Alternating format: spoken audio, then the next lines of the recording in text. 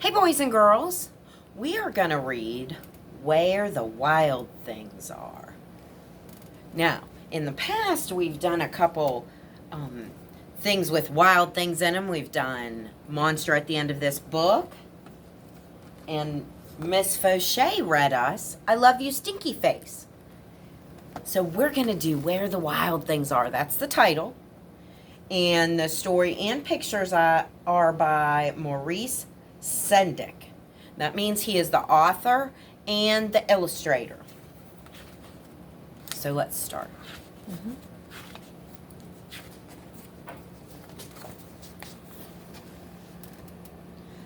The night Max wore his wolf suit and made mischief of one kind and another. Look at him chasing that dog. His mother called him Wild Thing, and Max said, "I'll eat you up." So he was sent to bed without eating anything. That very night, in Max's room, a forest grew. See all the trees?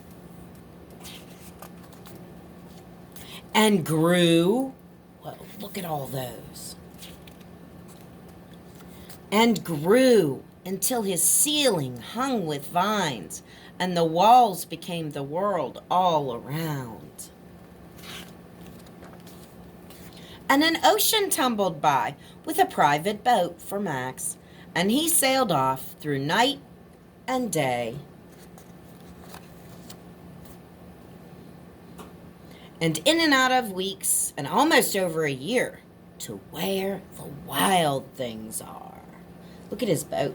He's got a red boat, and it has yellow sails on them, and they are in the shape of triangles. And when he came to the place where the wild things are, they roared their terrible roars, and gnashed their terrible teeth, and rolled their terrible eyes, and showed their terrible claws. Till Max said, "Be still!" And he tamed them with a magic trick of staring into all their yellow eyes without blinking once. They were frightened, and they called him the most wild thing of all. Do you think this really happened? I think maybe he was pretending.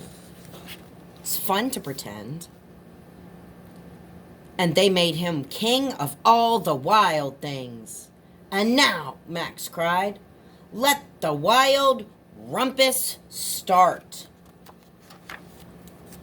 And they're jumping.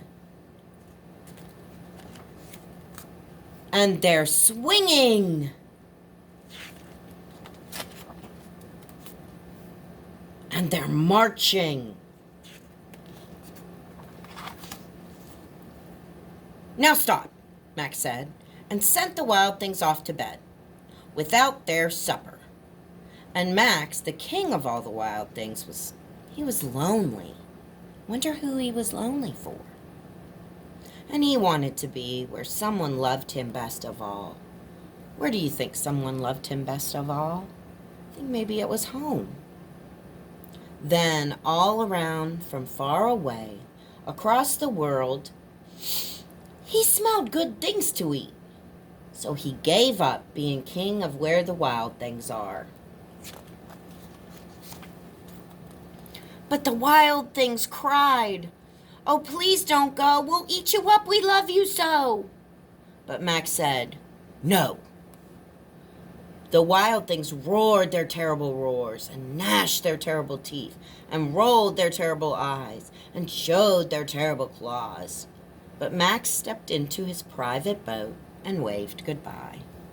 His red boat with his yellow sails that are triangles.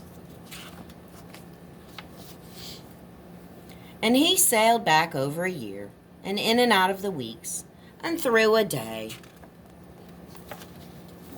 and into the night of his very own room, where he found his supper waiting for him. And it was still hot.